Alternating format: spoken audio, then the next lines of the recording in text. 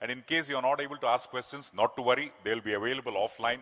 But let's see how it goes. So first of all, it's my pleasure to request Shri Raghavan Ramanujam to kindly come over. So put your hands together for the Director and CEO, Outwear and Denim Division.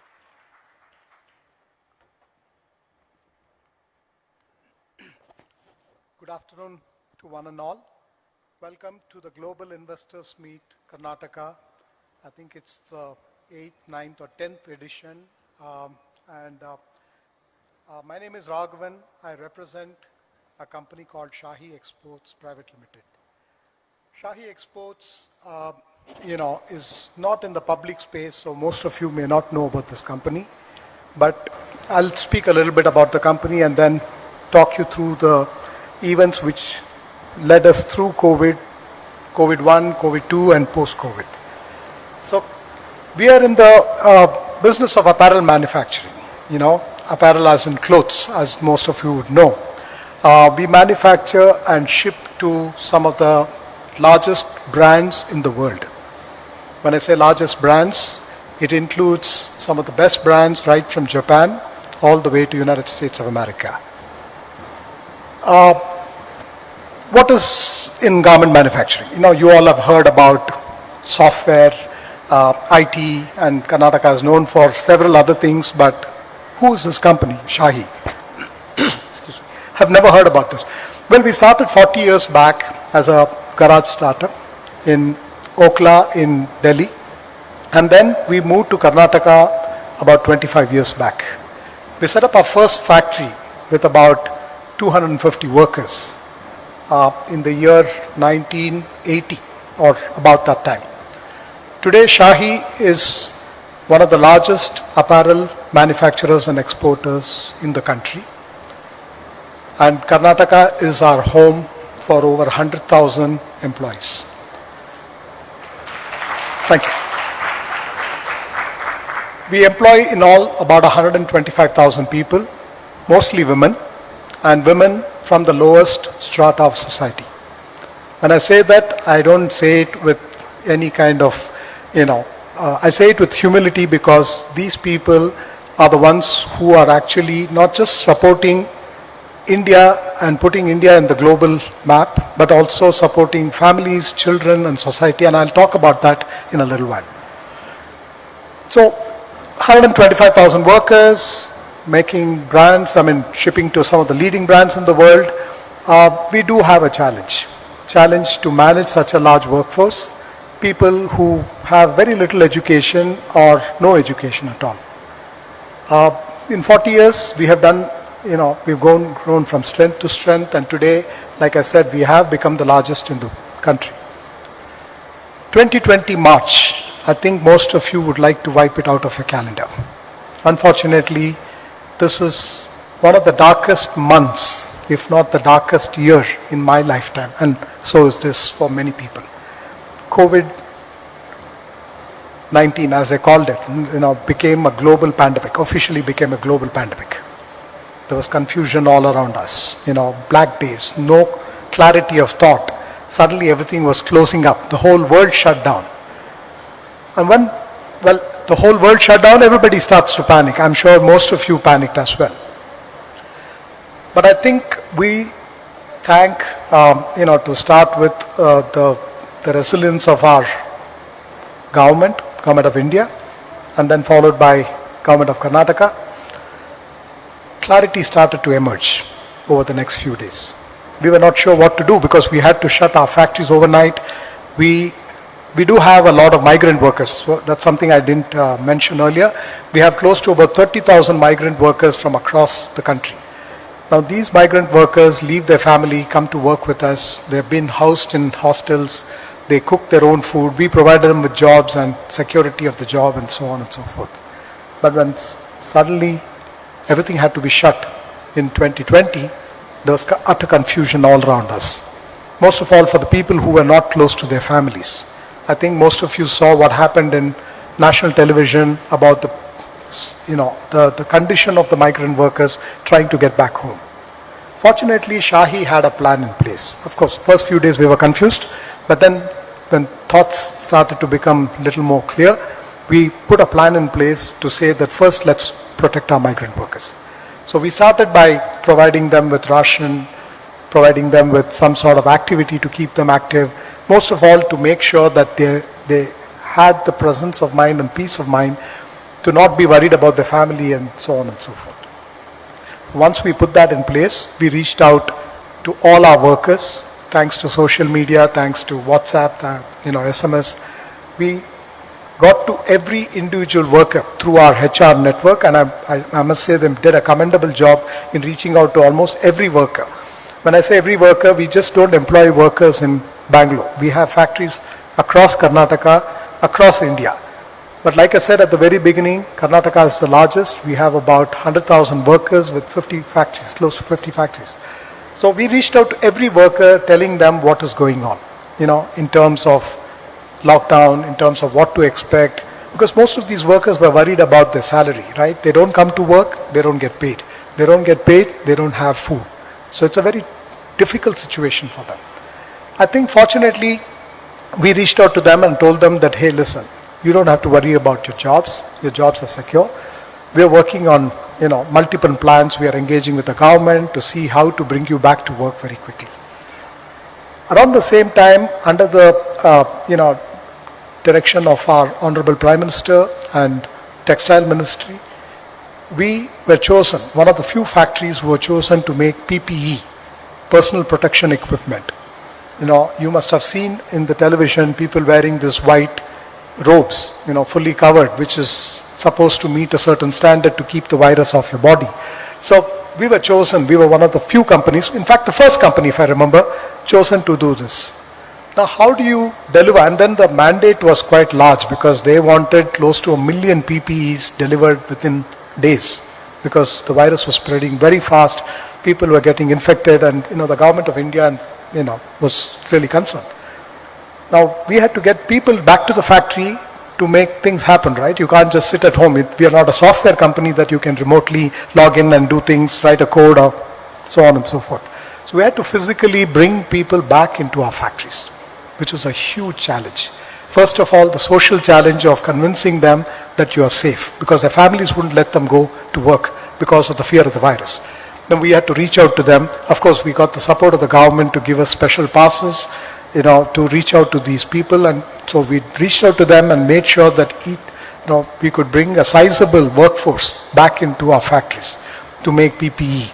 And today we are very, very proud because we were one of the early contributors to the PPE which was mandated by the government of India, and in many ways I think we contributed to the society at large because every country in the world was struggling with PPE, and most of these PPE sets were made in China, not in India. So we had to step up to the challenge, and we did that very, very quickly. That's, I would say, in many ways brought our workers back, brought the confidence back. And one by one, they started to get back to work. We didn't obviously open all the 50 factories, but wherever we could work, we delivered. And very soon we reached about 10 to 15,000 PPE sets per day. And that went up to 20,000 sets. In all, we delivered close to 1 million sets. And I think that really changed the, game for India, because very soon other manufacturers took cue from us and they were able to deliver quite a few PPE sets to the government of India.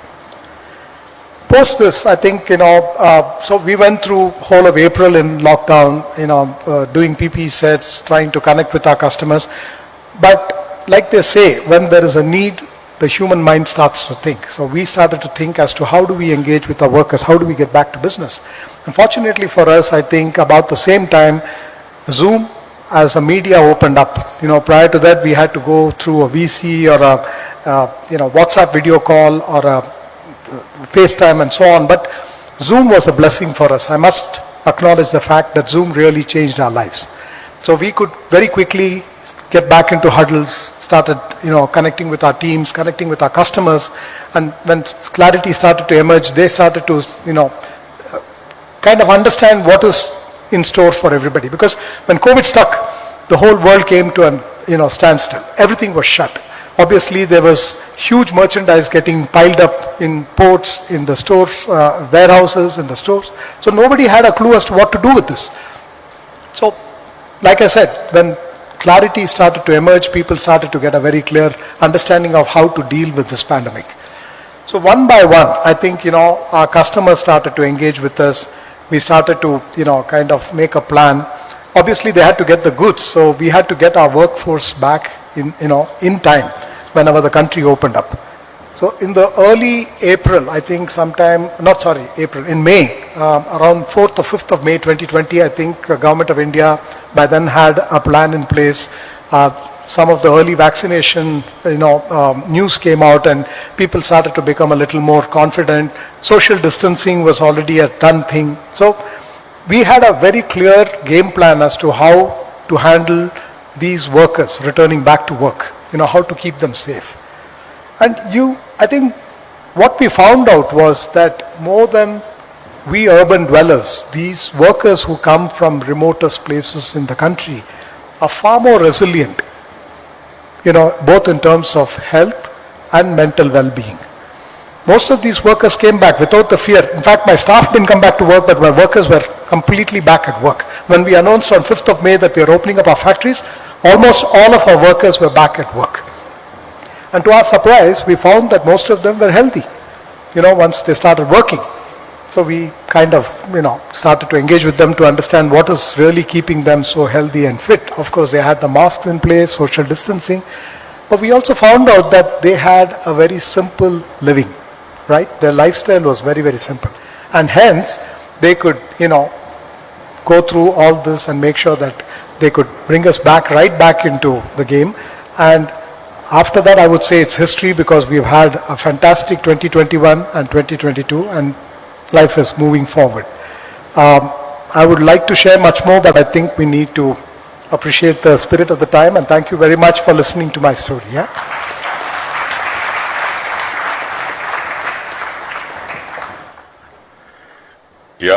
With sincere request to all the esteemed speakers, I think we'll stick on to around 10 to 11 minutes so that audience are very eager to ask a few questions. I would now request the CEO and MD of Dynamatic Technologies, Dr. Udayant Malhotra, for his share for the next 10 minutes. Thank you.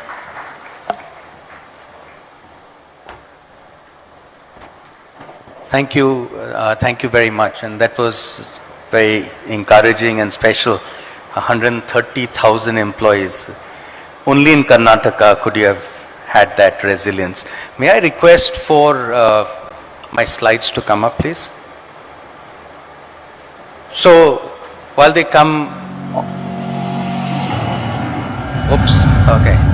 So that's the company I represent. It's called Dynamatic Technologies Limited. We're a aerospace and defense manufacturer. We produce products for the Indian military and also for global majors. So this was a particularly difficult business to manage through this period because you see, you're down in India, you're surrounded by all our major institutions. You have a incredible runway for growth of globalization, and suddenly you're hit with this pandemic. But you see, our business itself, being in Bangalore, is very digital, which you can run during a lockdown digitally. But when you talk about manufacturing products, you need to have thousands of the workers visiting and being on the shop floor and managing it. More importantly, internationally, we're a sole supplier to Boeing and Bell Helicopter, Airbus, and there was a great risk that if we shut down, we would shut down these global lines. These were international industries that were protected in their countries as critical and essential infrastructure. So I'll just show you a small video which shows you the kind of work that's done. So every single Airbus made is made with these flap track beam assemblies produced in Bangalore.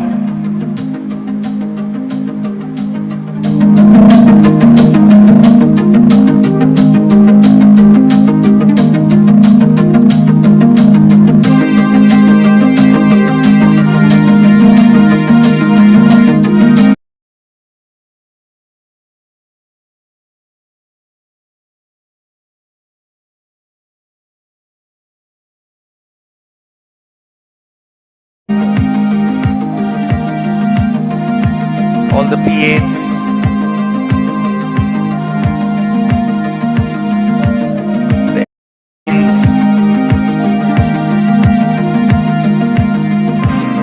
All the Bell 407 helicopters in the world, the entire cabin, the whole fuselage is made in Bangalore.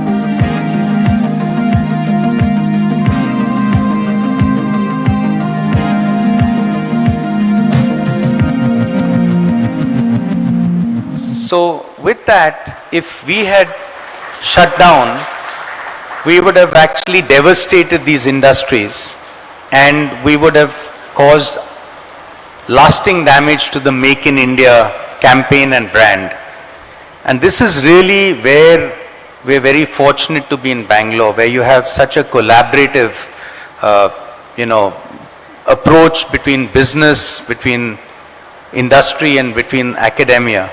So in fact, I'd like to recognize Srimati Gunjan Krishna, who's sitting in the first row, our Industries Commissioner. Ma'am, thank you very much. You see her with us in the Indian Institute of Science. This is a week before the lockdown. So we were with Professor Utpal Tatu, who's the most celebrated scientist in India on coronaviruses, trying to understand what could be mitigations and how we could test for these things. And then on the 25th, there was a lockdown. So as Louis Pasteur said, chance favors the prepared mind. On the 1st of April itself, the government of Karnataka, ma'am, thank you very much for your entire advocacy, but the entire government machinery moved and we had approval to open all defense and manufacturing of aerospace products as an essential service. And that meant the entire industry, not just one company, but something like 350 companies. And what we promised was that we would have safety. So we developed these protocols with the Indian Institute of Science so that we could run during the COVID period. And a lot of what was being shared by the government of India, they were actually getting data, real life data from our facilities and companies like ours. We set up COVID testing with RT-PCR from March itself. And then we went out and we vaccinated the entire supply chain, something like 16,000 people, because it was not just the workforce in our company and the supply chain, but also their families.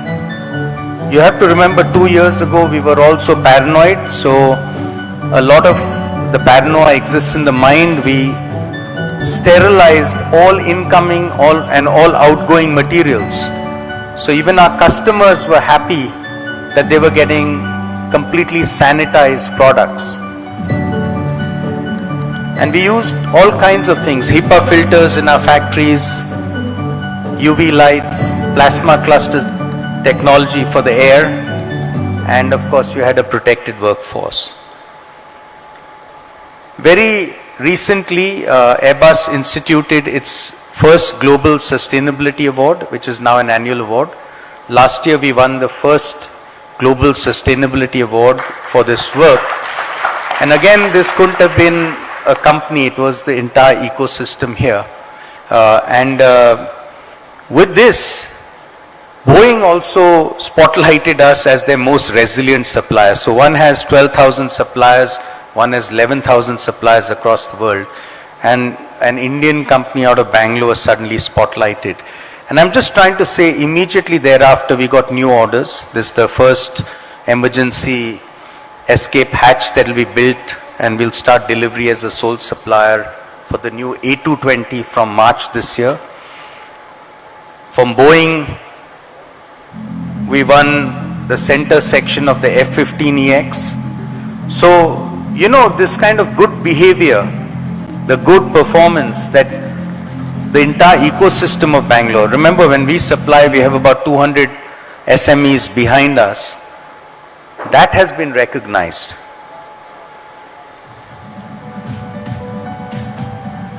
going forward for sustainability, what's really important is the ecosystem of workforce.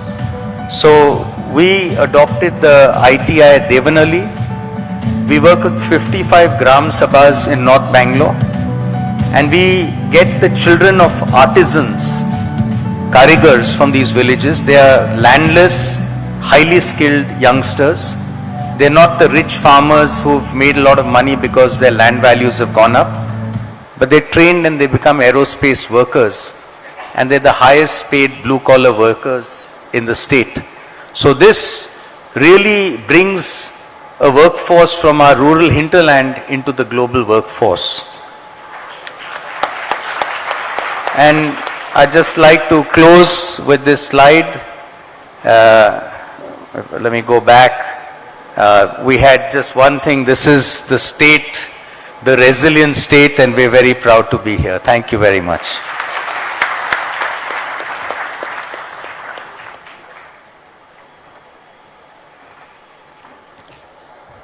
Karnataka Apara Avakashagala Rajya. That was the last one, a land of great opportunities.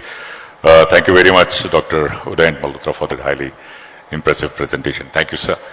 And we have Shri Nitin Kamath, founder and CEO of Zerodha, for his next 10 minutes. Yeah, thanks for having me here. Thankfully I didn't make a presentation. I couldn't have beaten your presentation. That was an amazing presentation. Thanks.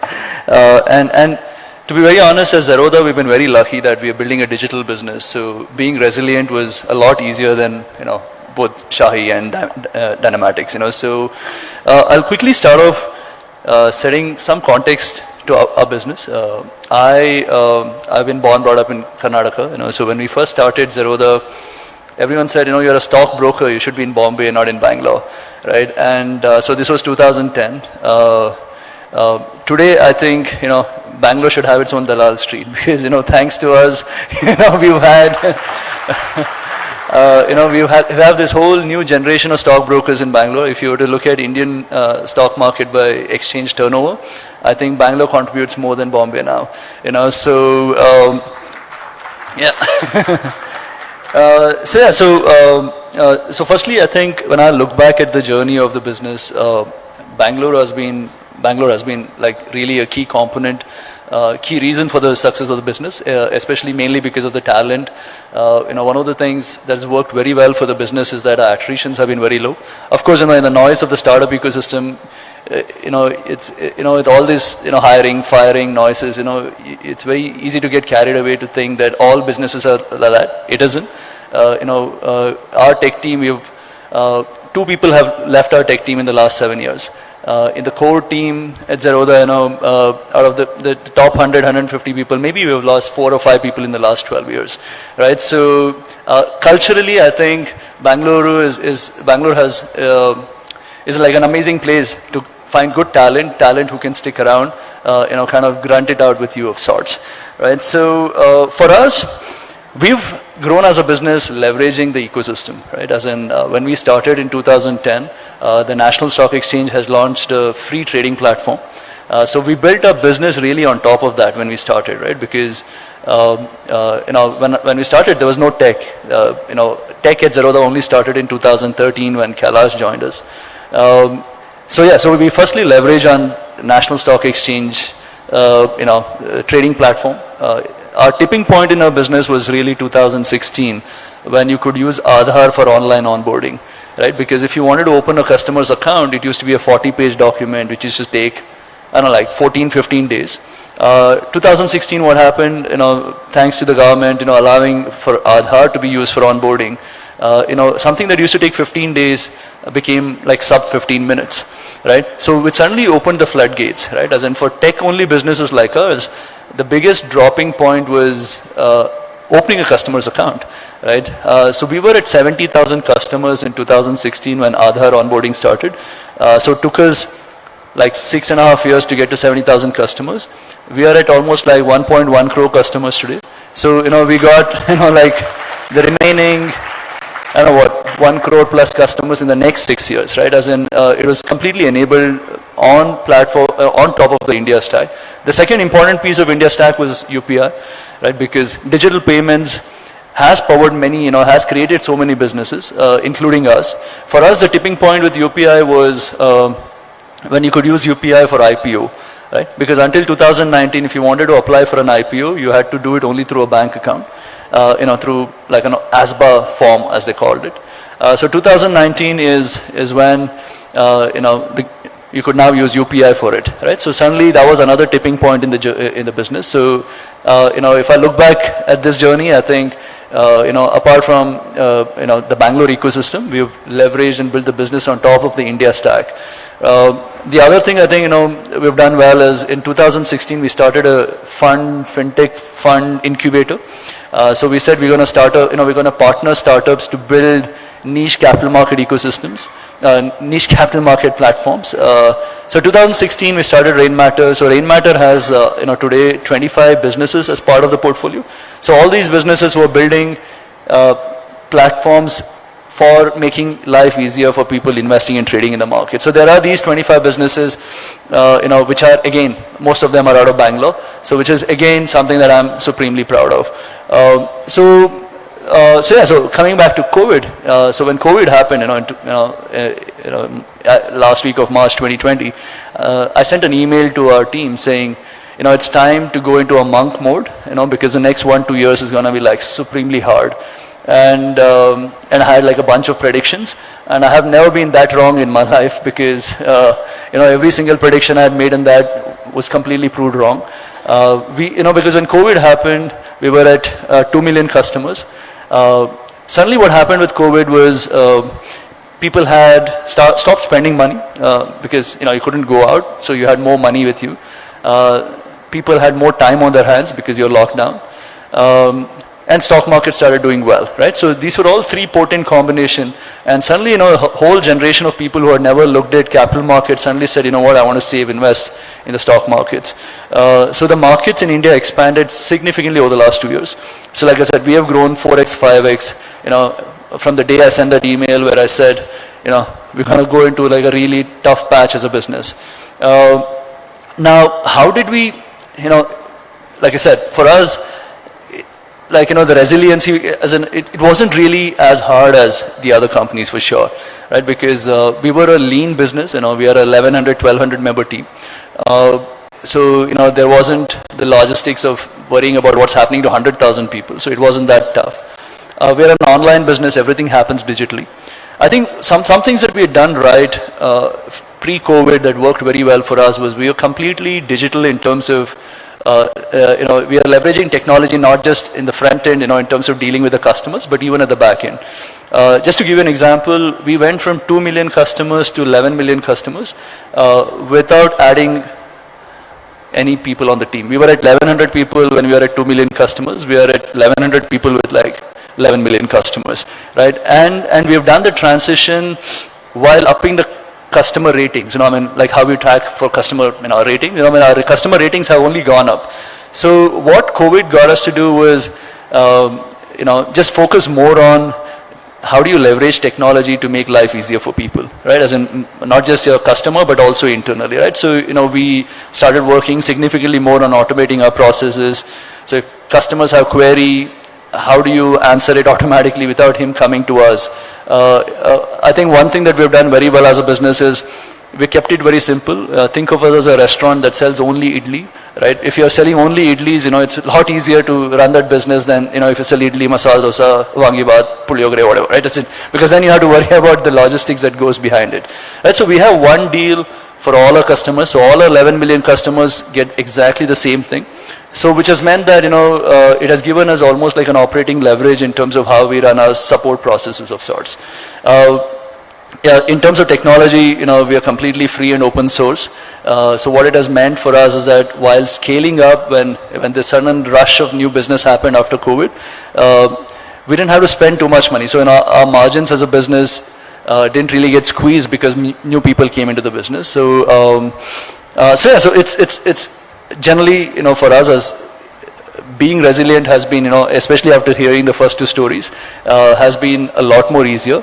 But I think one thing that we have done well is to keep the business simple, keep it, not complicated, because, when you run a business, it's very easy to get carried away and try to cater to every customer of yours by offering a specialized deal for that customer, right? And then in turn complicate the business. And if you complicate the business, then it becomes harder to support it, right?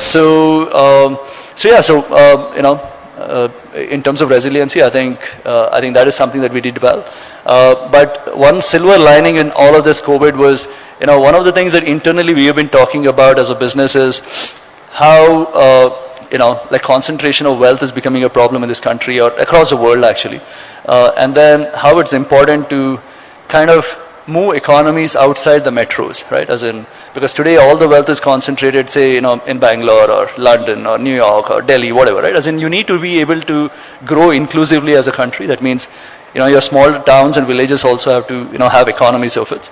So the first thing, we experimented when we went work from home is that can we really be permanent work from home, right? So can we nudge our team members to actually move out of large cities, so that way you declutter the big cities, kind of move to smaller cities, and can you kind of help build economies there? So out of the 1,100 people that work at Zerodha, almost like 800 people today work from home, and they work from smaller towns and cities. I don't think it's possible for every business to do it. But in our business, in a tech first kind of a business where it's possible, I think the onus on businesses like us should be to move people away from large cities, right? Because otherwise the large cities will keep choking and eventually it'll break at some point of time, right? Our team members have a much better quality of life now. So I think the best outcome of all of this, over the silver lining over the last 2 years is that today most of our team kind of works out of Belgaum and Mysore. And then of course Bangalore also we have a team. This is for people building businesses. I think I think we should think of India outside the bubble of the metros and see if we can actually help kind of contribute to those economies as well. Then we can as a country grow inclusively. So thanks for having me here.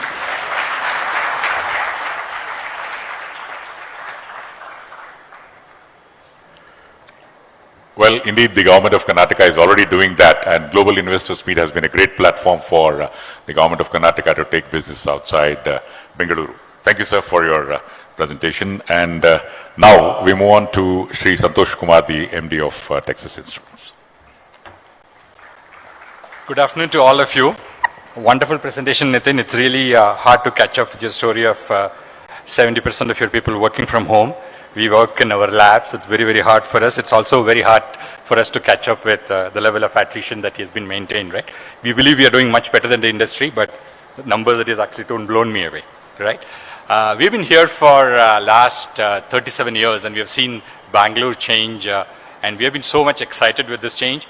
And the impact that Bangalore has had on TI and impact TI has on Bangalore is both very mutually rewarding and extremely exciting. Talking about resilience, right? We are actually operating on a very, very dynamic environment, right? I'll just quickly throw some numbers for us to be on the same page.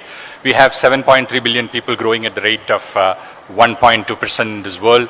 World GDP sitting at 75 trillion is growing 2 to 3% on an average. Forget about what's happening in the last couple of years, but otherwise growing really nice.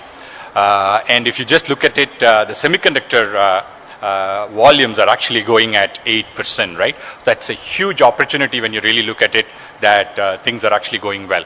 For every person that we have on this planet, somewhere 150 semiconductor devices are manufactured, created, and sold and consumed every year. That's the volume of the opportunity that you're actually talking. The way that this market is extremely competitive, we actually see not just companies competing for market share, we do see governments competing for fair share and really a dominant position in the market. And you can actually see government also doing a lot of investments all over for being self-reliant, right? Our story cannot be really complete without really going and mentioning the role that government of Karnataka has played for us right from the beginning. right? It's a huge impact that they've had. Any kind of an opportunity or a problem that we have actually worked with, they don't really look at who is presenting the problem. They actually look at what is the value of the problem that they are bringing in. They have been able to solve. Big thank you for you, ma'am, and a lot of other people in the room who has actually helped us in this journey all along. You all would have seen really the picture of a bullock cart that somebody would have been taken a picture 37 years back, where they carried the satellite dish for Texas Instruments moving to our first building office, right? That's kind of a iconic picture.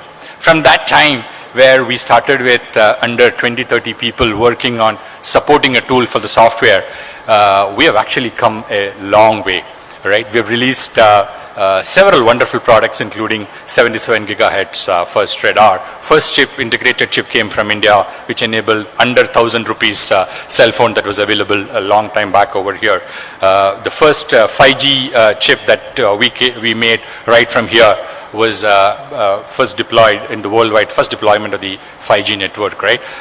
And the kind of ultrasound work and the X-rays that we really do are world class, with some of our customers sitting on the dais itself using it extremely well, right? So we are very proud of the journey, right? We could even say that in the COVID times, the first 100 bed that we could actually launch for government of Karnataka in 45 days is just make us really proud of what we can actually do from here, right? There is a lot of things for us to really learn about how we have really come on this journey for in such a short period of time. I do think that the kind of work that we have done, we've changed the position of India, at least in front of our customers, in front of our shareholders and stakeholders in the company, of India being a support or an assist kind of an operation to really a leadership position, what we can really come with it, right? 40% of TI's products come out of India today, right? And we actually measure ourselves with very different metrics, and we'll talk about it in a minute, compared to any other engineering operations really look at it, right? And we are extremely proud of that journey of how we have transitioned ourselves. I think if you just look at our story, right, we have actually moved from a dependent organization to an independent organization and evolved ourselves into an interdependent organization, right? The way that we have built ourselves when we went through an exit from the wireless business, where we had 35% of our talent working on it, which is a huge business for us, how we have shaped that further, how we have actually gone ahead and reskilled and even repositioned our value proposition during the time I'm talking about in the last 10 years, really give a lot of strength for us to see how we can look at this in the moving world. I would actually capture our journey under 3 pillars, right? The first pillar for us is the strategy pillar. TI never came to India for cost arbitrage. That was never the play that we really had. We came here for talent. We came here to see that we can build a really valuable position for our products and talent over time. And we have actually established that fairly well quickly on how we can actually do that time.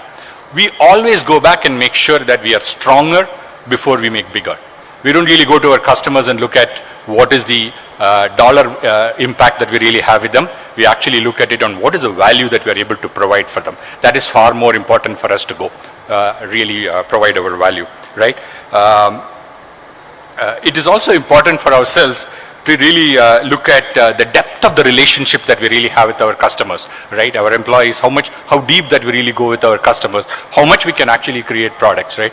We are extremely proud to go back and say that the domain of the business that we work on, which is a product that we should really work on from here. How do we really pick the product? We have trained our teams to really operate really as the owners of the company rather than loyal employees. That's a kind of value that we have actually shared with our people.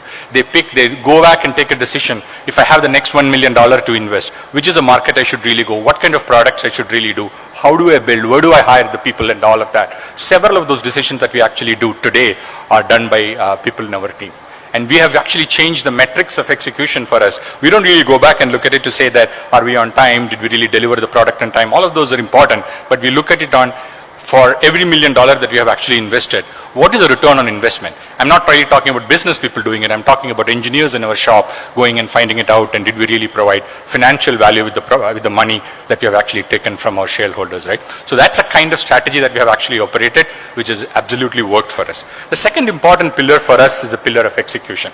That is most important. And I would actually focus, the key word there is the focus, right? We are not really trying to do a lot of things. We are number 1 in the world for analog. for the semiconductor chips that we do, and we have a strong position in digital. But we actually go back and focus the kind of talent that we hire. How do you really go bring in? We have 75% of our people coming directly from the campuses.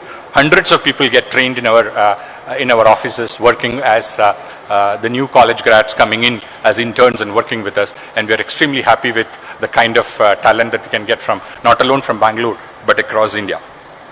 I think we will also go back and look at it that the continuous improvements in the process and methods that we really have in creating the hardware and software play a very, very important role for us to do. Right? As a part of our execution, we also worked very closely with the startup ecosystem. We are very proud to say that several of the startups that we have here has got their first check from here. And we have never released the last check to them simply because we have not really brought them into the company. We want them to be successful as partners in the game. We have established tens of years back how we can actually go work and share the fortunes that we make, right? Rather than giving them a check on NRE, we have actually gone back and said, let's co-create the business and really share the profits that we have in the businesses with them. We are extremely proud to do that. We have actually co-created products with our customers and established a great value proposition over here. We're very happy to go back and share that several of the customers who have actually come here later into India had their first meeting in TA office to decide whether they should really come to India, should they really be coming to Bangalore, and what else that we have to do, right? So those are interesting things for us to look at it on how we have actually grown over time. The most important, I would say, the powerful pillar for us, other than the execution, is really the fact of what is the purpose for us that we really operate, right? That's a very important pillar for us. We just look at this world that, look, there are 7.3 billion people, we put them in a pyramid. We go back and look at our products to see, if you look at it in the bottom half of the pyramid, for the work that we try to do, how do we ensure that these products are actually touching and changing the lives of the people in the bottom half of the pyramid? That's a very, very important metric that we look at it, right? It actually challenges for the products that we create. Are we creating these products to make it affordable?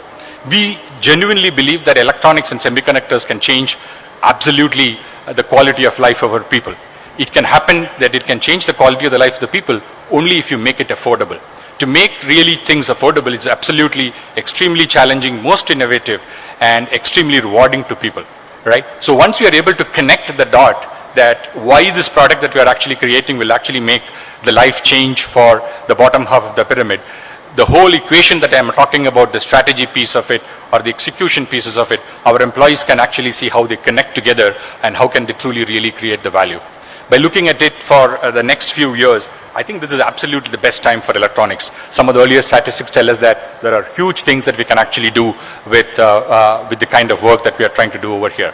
But the most important thing for us when we really look at it at this point of time is that, right, how are we going to leverage these opportunities and grow ourselves to the true potential of what we can actually do in Bangalore and India? We have lots of things for us to do and we can actually work together. To me, I believe this is a great opportunity. By being over here for several decades earlier, I also believe it's our responsibility to spearhead several of these actions that happen in Bangalore, because several of the companies are actually in Bangalore and we can make a significant difference to the world ecosystem of semiconductor and electronics by operating from Bangalore.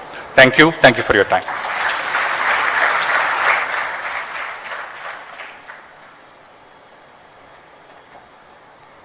Thank you, sir. And we now have the final talk, Shri Alok Nanda, the CTO at GE.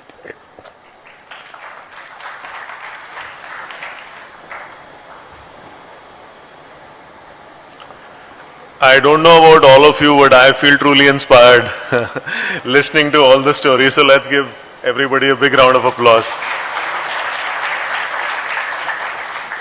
I know all of us have made some great stories, but this city has contributed to all of them. So really proud to be a citizen of Bangalore for last 22 years working for our GE India Technology Center. You know, GE has been in India for last 120 years.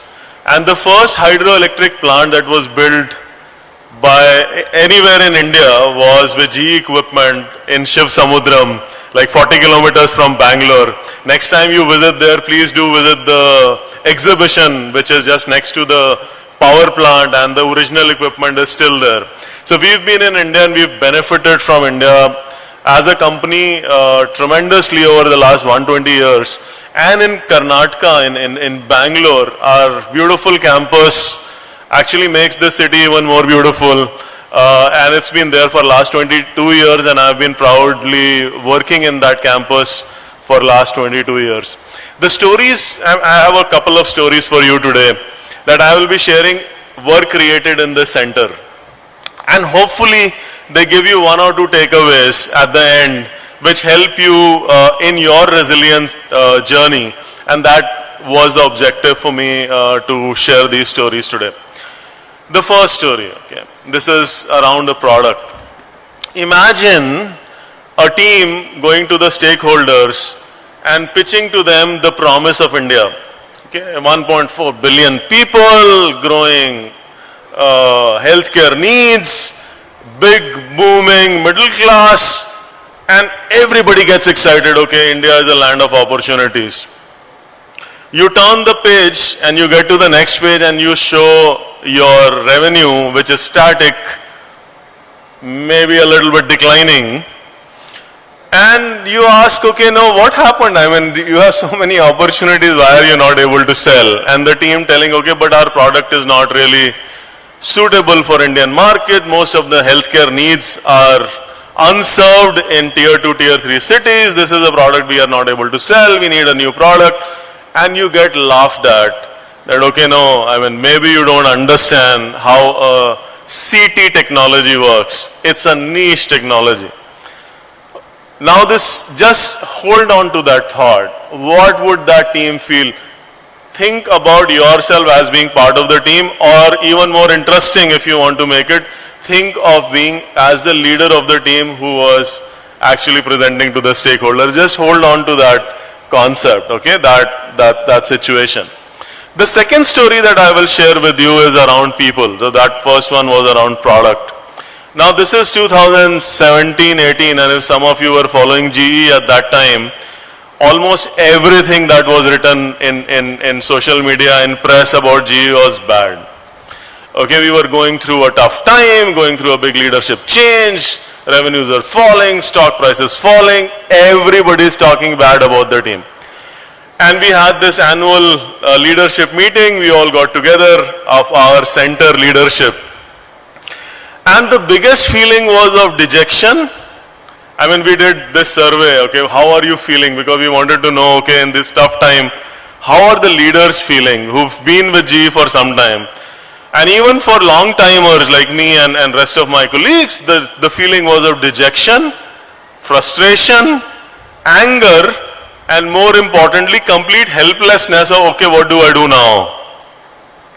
Everybody is talking bad about us, and all the faces were dropping. And you know, when you are in a process of turnaround, you want the team to follow that. You cannot afford the leaders having this feeling.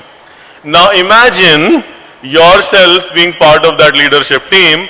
If you want to make it more interesting, imagine you being me representing that leadership team. Okay, so these are the two stories. I'll tell you how the teams reacted, and hopefully that has some takeaways in terms of resilience for all of us.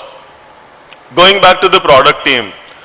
Now a CT product, we're going to, I mean, we're not being that successful. We've constant market share, not a bad market share, but it's not growing.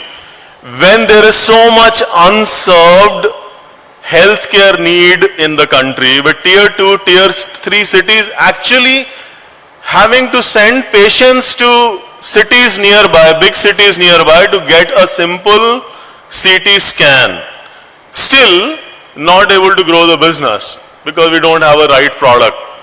And the people who actually made the CT product laughing us out and saying, okay, maybe you don't understand how this technology works.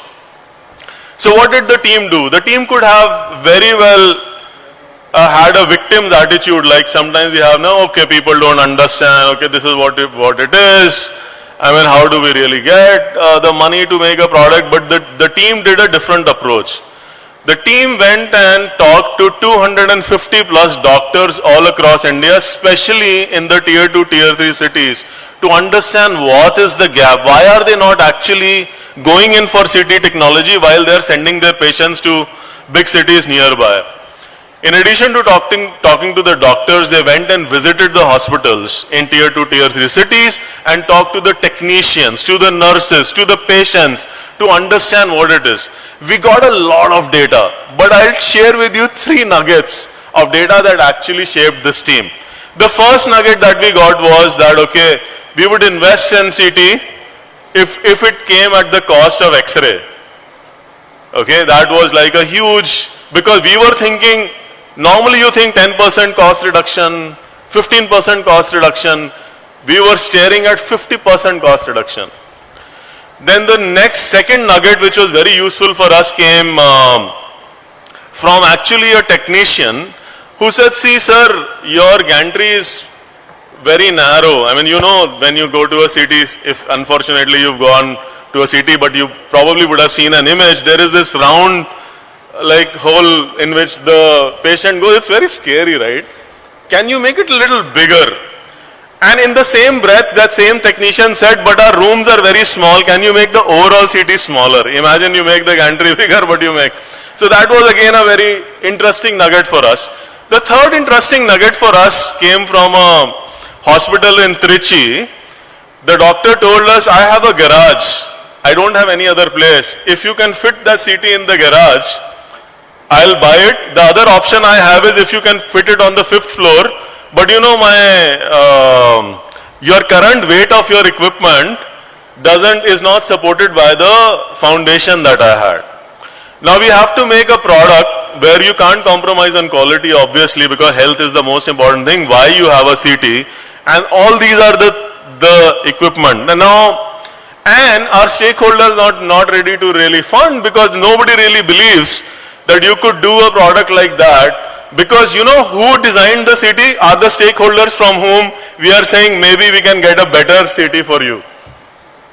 This team didn't give up, and to get the story short, now we've launched a city which is called Revolution Aspire CT, which is 50% less weight, 30% better image quality with 40% less dosage. You know the dose, the rays that goes into our body, we reduce that by 40% while increasing the image quality by 30% and reduce the footprint of the CT while increasing by 70 centimeters the gantry, so that, I mean, people like me who are not the slimmest also don't feel threatened as they enter the room. And at the cost which is very close to the X-ray machine. You know, now despite all this, what the doctors now said, now you design a machine and you get it ready, now we need a 50% higher throughput. Because you know, if I invest the money, I need to do more scans in a day. I mean, this is a typical Indian, like all of us go through that, okay, I want more out of it.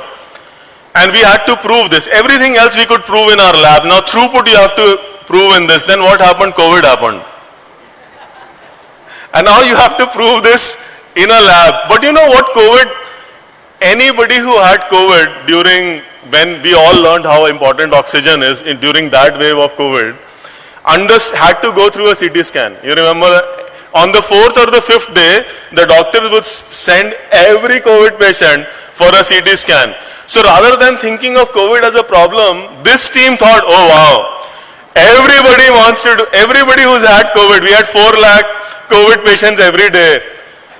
Now this team went to a hospital in a COVID invested environment and tested this for throughput and proved not 50% but beyond 50% throughput for the doctors. And you know what? Today, each one of these teams, this product, we're landing 1 order every day. So that's something that I'm like really proud. That is resilience. Okay, now everything is stacked against you, but you're getting to a solution by not behaving like a victim, but behaving like an owner. More importantly, this product is made in India, in Bangalore. More importantly, equally importantly, the last plant that we set up in Bangalore, which contributes to this product, is all women plant. So, you know, that's resilience for me. Now the second story, now my story. Okay, now I mean, we are having this session, my leadership is there, everybody is dejected, every social media site that you open is talking bad about your company. What do you do? What do you do?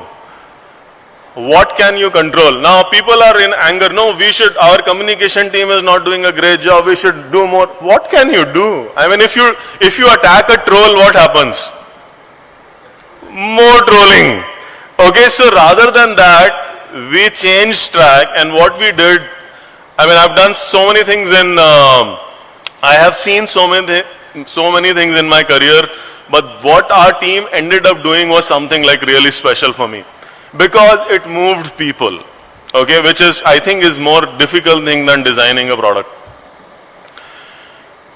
What we said was that what we can't control, but what we can control and what do we know is who we are. Okay, we can't let somebody else control our emotions. And we did one thing which I remember that we said that, okay, all employees must believe how good we are because we are very good. We are going through a rough phase, we'll get over that, but the employees need to feel good about themselves. So for every team in our center, every team, we did something called a pride session. It was very simple. Everybody would get together for 1 hour and talk about things that they have delivered or done which they are proud of. And when we started this, we were very nervous because we don't know. I mean, maybe people say, okay, get lost. I mean, this is not our problem. What are you talking about? Let's fix the company. I mean, what are you expecting from me to say? Maybe people won't speak. You know, most of the sessions could not be completed in 1 hour. Some of the sessions went up to 3 hours. People were crying and talking about how good they felt about themselves. And you know, it's amazing to see when people then realize how good they are and then turn around to say, okay, let the world speak what they want to speak. We know how good we are and we will turn this company around, which we've done over the last 3-4 years, and we're back on track and very happy about it. So these are the two big resilience stories I wanted to tell. We did several things in the second story. I know for the paucity of time, I'll leave you with 3 takeaways from me, which was learning for me. Maybe it helps you through this. One was, don't be a victim. I mean, we faced with a tough situation, we start behaving like victims. Positive framing of a context is important, and we can't really let constraints dominate us. Constraints enable us to think out of the box. The second thing is perseverance and grit. You know how many times we were asked to get lost? How many times we were asked to go back? How many times people said that, okay, this kind of a product is not even possible. This team not only did this product, but has 30 more similar products, either they're working on which or they have already launched, so that we never get into the situation again where we have an unserved need, but we are not like being able to serve that.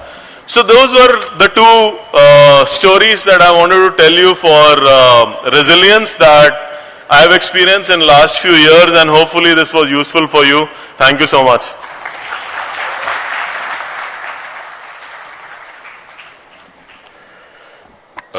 Thank you very much, Alok.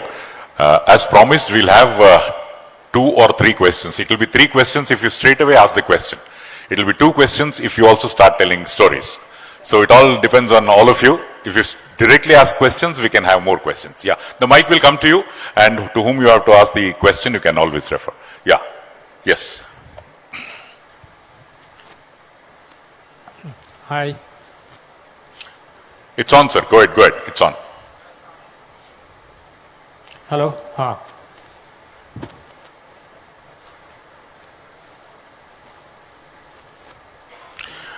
We welcome the Honorable Minister Shri Murugesh Nirani, sir.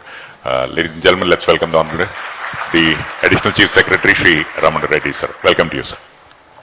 Yeah, straight away come to the question. Yes, this has been one of the most fascinating of all the sessions that I've attended, and each one of you have had a very good story. My question is, I have a lot of questions to each one of them, but I'll restrict, as you said, to one, and that is for Nitin. Congratulations to your success, which is amazing. It has changed the landscape of Indian stock market trading. As I mentioned to you, there is a big problem of unclaimed wealth of Indian public lying right now. I think it's around 1 to 2 lakh crores with the government. And you also had some thoughts. Could you please share how and what can be done so that people get it back? Because the unclaimed wealth is coming from claimable wealth, which people are not able to claim. When you are alive, you cannot claim because of the kind of rules, regulations, and all kinds of things that are happening, or not happening rather. Right. Thanks for that. Yeah, I mean, this is quite a big problem. One of the things that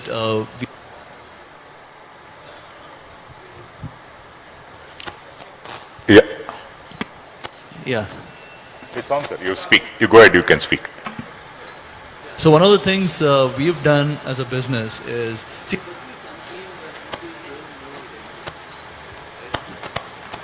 Hello. yeah. Sorry. Okay. Yeah. No, I mean. You hold it like this.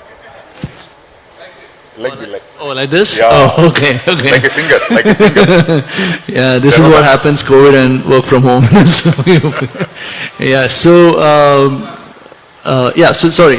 No, firstly, I think one of the reasons for unclaimed wealth is, I don't know what's the thing, most men manage wealth in the house, and they tend to be very private about their financial, assets. Right, as in women don't get to know what's actually the stock holding the man has, right? And so this is a question, I've asked a lot of my friends, a lot of family members saying, why don't you want to talk about it? And then, I've thought about it and I'm like, do I want to tell my wife everything that I have? Maybe not, at least, right? But I want her to know if something were to happen to me, right? So we've created this utility in our platform. So what it does is, if a customer becomes inactive, the regulations require us to re-KYC the customer once in a year. So what we've done is, if a customer doesn't re-KYC in 6 months, we assume that something has happened to him, and we send an alert to the nominee saying, you know what, this person hasn't re-KYC'd, so so there are these assets in his name and you're the nominee, right? So that way, while I'm alive, my wife still doesn't get to know what I am holding, but we have covered for a situation when the outcome isn't right. Now coming to the other problem, which assets is already lying, my dad actually went through this problem, and I have all the resources in the world, but it took me like a year's time to get so what happens is, if you have a bank account mapped to your Demat account, and dividends come to your bank account. Now, if your bank account becomes inactive, and if dividend gets bounced back, the securities actually end up moving to, like this pool account where it moves away from the customer Demat account. And recovering that is quite hard. So I'm part of a bunch of SEBI committees, and this is something that we are bringing up there quite often, to saying you need to make it easier for people to claim that back. But I think the right fix for this is to not allow for that to happen, right? How do you avoid that step itself is the thing. Recovering is there are multiple discussions happening around that. Thanks.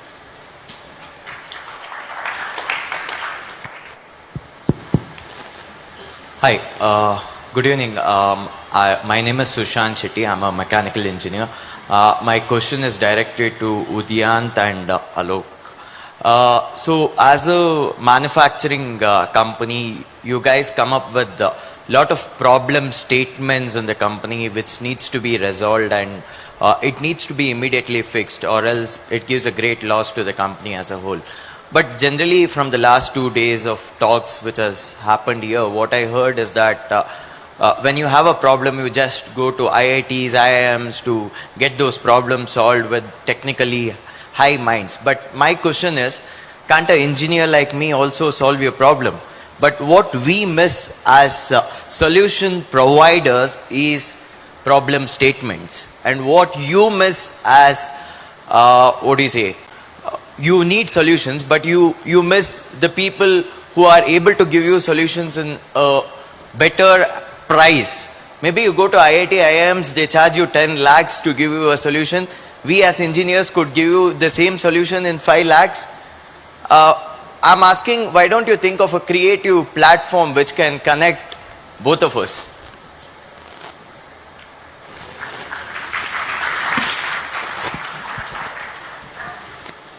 Yeah, great question. You know, in recent times, we've been working with DST exactly to create that platform. It's an open platform.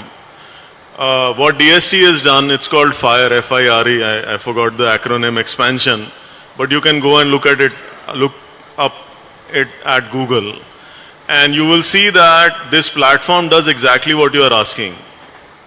What it does is it asks industry, like in this case GE, to submit problems, and anybody who in India can apply for a solution, can give a proposal that this is the solution, and then it's a competitive process. There is a team which looks at which solution looks most feasible and most effective, and that person gets awarded that problem to be solved.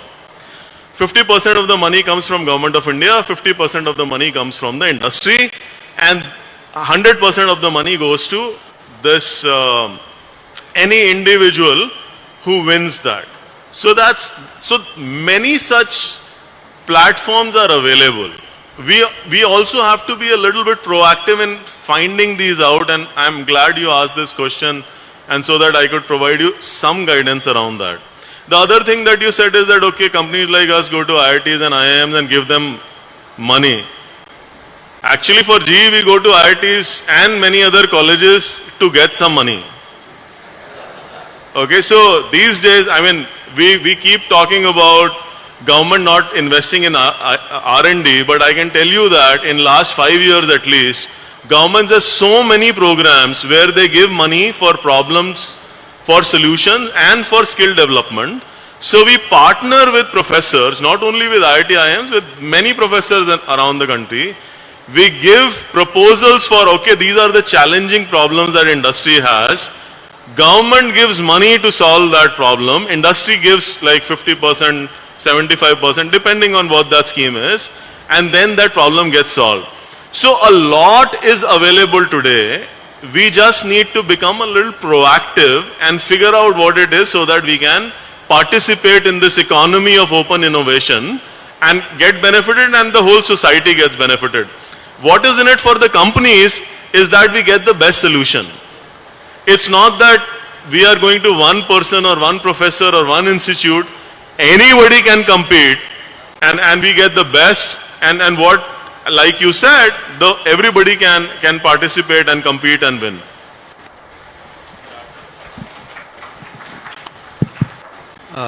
We don't go to any IITs or IIMs for our problem solving. They get solved by the engineers. Every third or fourth person in the company is an engineer. And I would say more than even the engineer, our workers are fully involved. We have cross-functional teams which include the workforce involved in the manufacturing, and we find incredible solutions from those people who are actually manufacturing and designing the products. Thank you.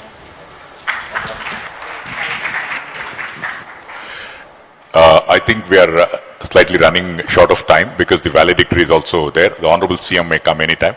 We can take questions offline. And before we leave the panelists, I would request the Honorable Minister to kindly come over and give away mementos. Yeah. Sir, Daimadi mail bandu elrigu mementos kodbekagi vinanti. Please others don't get disappointed. The panelists will be there and you can ask questions offline in the interest of time, because you will have to have tea and then come for the valedictory. Okay, so we have taken care of that.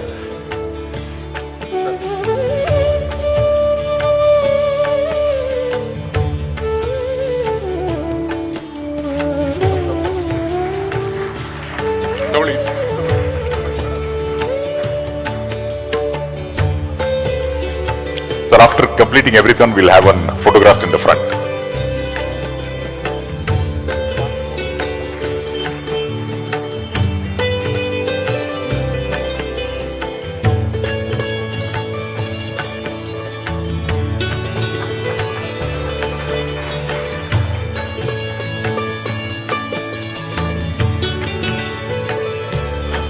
So, resilient Karnataka, indeed. Sir, one more.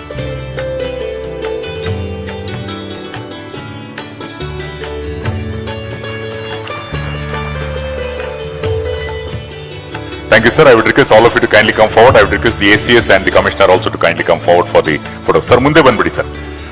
Well, for all of us, there is a message. You can have your tea in 15 minutes after this photograph, because you need to give a huge round of applause for the entire panelists.